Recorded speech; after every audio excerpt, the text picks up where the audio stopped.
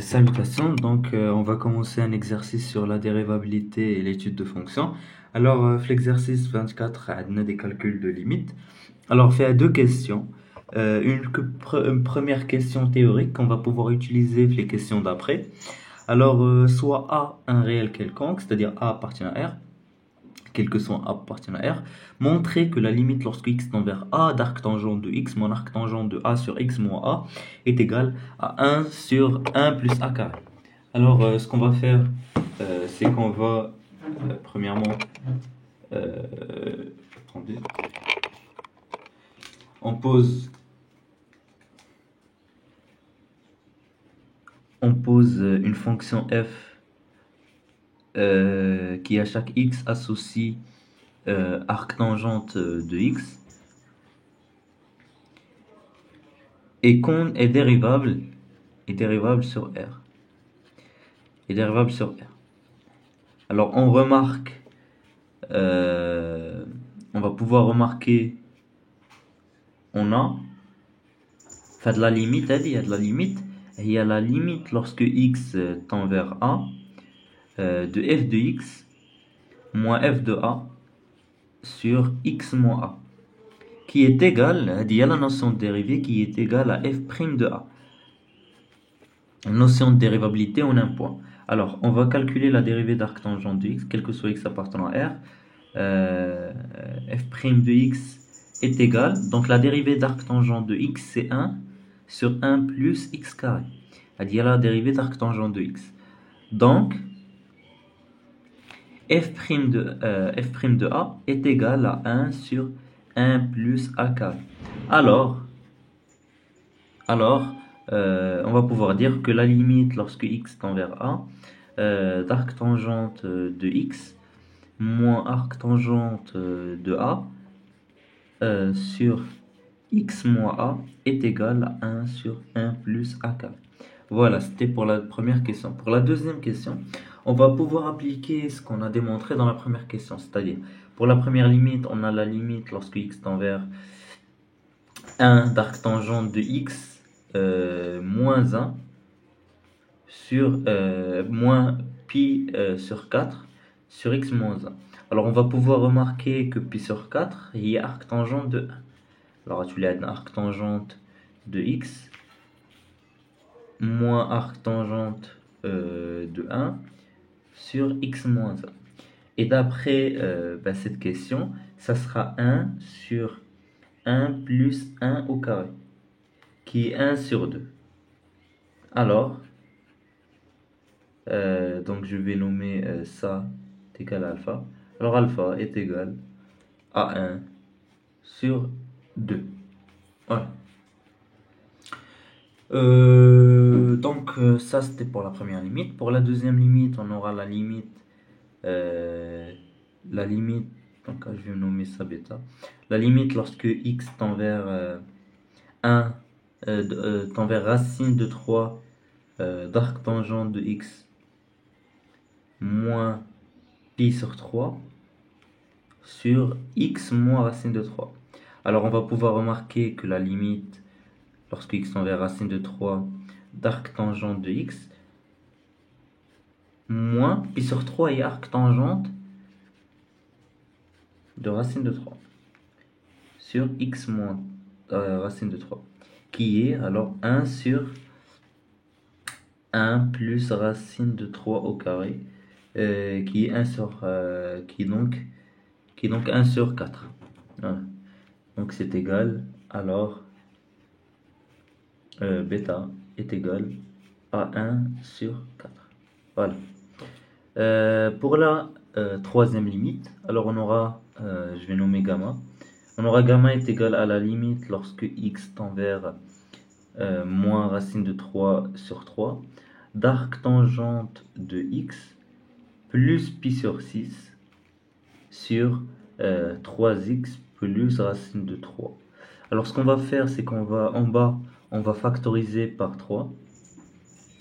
Moins racine de 3 sur 3. On va factoriser par 3. On aura 3 facteurs de x racine de 3 sur 3. Et ce que je vais faire, c'est que ici, je vais écrire un moins. Ici, je vais faire une parenthèse et je vais faire un autre moins. Et voilà. Donc ça, il y a x plus racine de 3 sur 3, hein. C'est la même chose. Mais je l'ai utilisé pour utiliser la première question. Alors, pi sur 6 c'est arc tangente de racine de 3 sur 3. Ce que je vais faire, on va dire un moins 1. On va dire arc tangente de moins racine de 3 sur 3. Alors, on sait que la fonction arc tangente est impair. Donc, quand tu m'équipes des lois, alors, donc, quand tu voulais plus arc tangente de racine de 3 sur 3, il y a plus pi sur 6.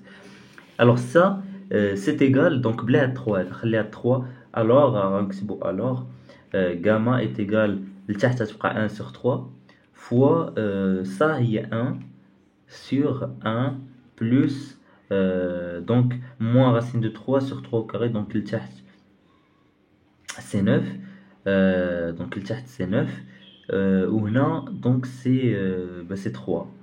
Au final, ça donnera 1 sur 3 fois 9 هنا, sur donc 12 qui est donc il y a 3 fois 3 هنا il y a 3 fois 3 fois 4 donc il y a 1 sur 4 et on a réussi à démontrer donc l'avant-dernière. Pour la dernière c'est presque la même chose, on aura phi, je vais le nommer phi, la limite lorsque x tend vers moins 1 de 4 arcs tangentes de x plus pi sur x plus 1. Alors ça, c'est égal à la limite lorsque x tend vers moins 1 d'arc tangente de x. Donc là, je vais factoriser par un 4. Arc tangente de x moins arc tangente de moins pi sur 4. Arc tangente de moins 1, pardon. Parce que pi sur 4, moins pi sur 4, il y a arc tangente de moins 1. Mais le moins, parce que arc tangente est impair, sur x moins 1. Voilà. Donc ça, c'est égal, d'où phi est égal à 4 fois 1 sur 1 plus moins 1 le tout au carré. Et il y a un demi, donc ça va 2. Voilà. Donc c'était tout pour l'exercice numéro 24. Maintenant, on va aller résoudre l'exercice numéro 40. Voilà. Alors, on aura donc l'exercice numéro 40 du livre Al-Mufid. On a donc la fonction f de x est égale à sinus de x moins x carré. Alors, on va pour la première question essayer de montrer c'est-à-dire que la fonction qu'il existe un alpha appartenant pi sur 4 pi sur 2 tel que f de alpha est égal à 0. Donc on va essayer de montrer cette égalité. Donc on va utiliser voilà.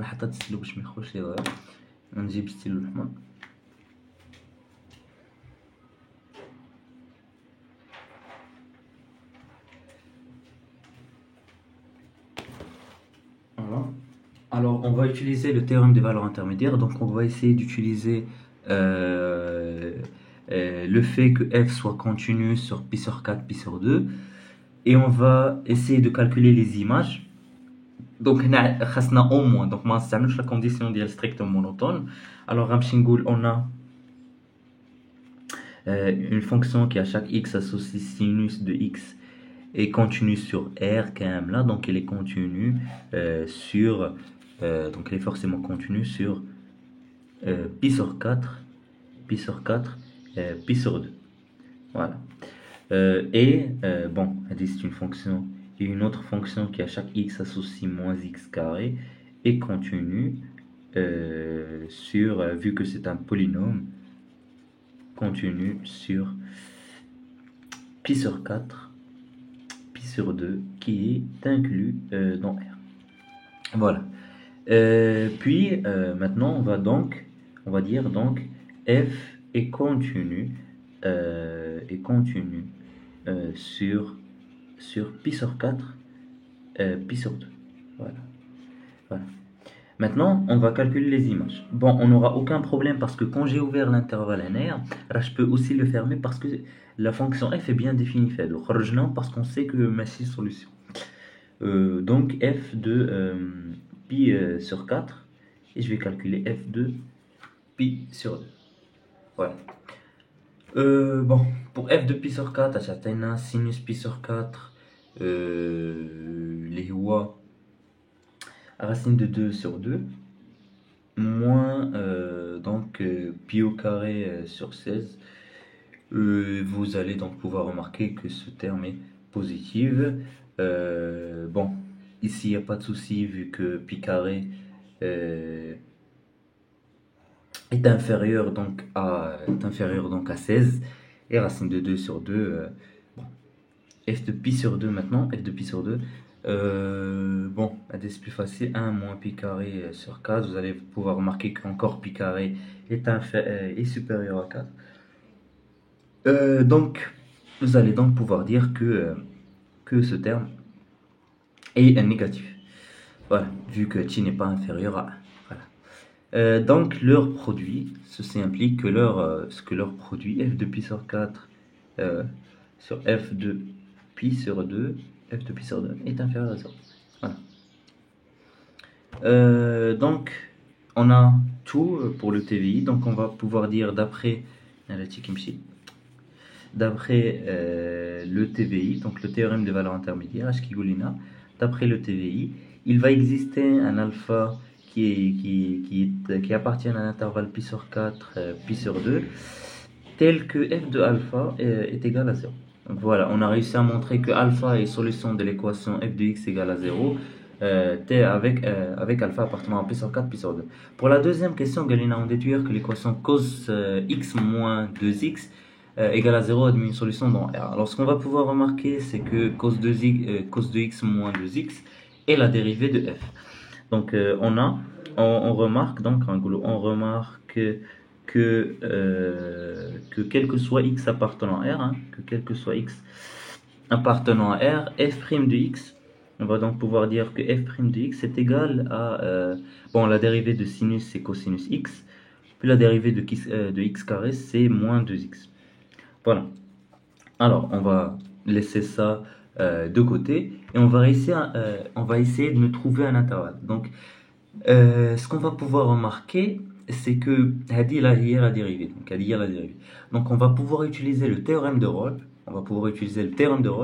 Pour montrer que donc la dérivée de f s'annule. C'est ce qu'on va essayer de démontrer. Alors le théorème de Rolle qui dit que f doit être continu sur un intervalle fermé et dérivable sur un ouvert, et les bornes ديالهم les images خاصهم يكونوا مساويين.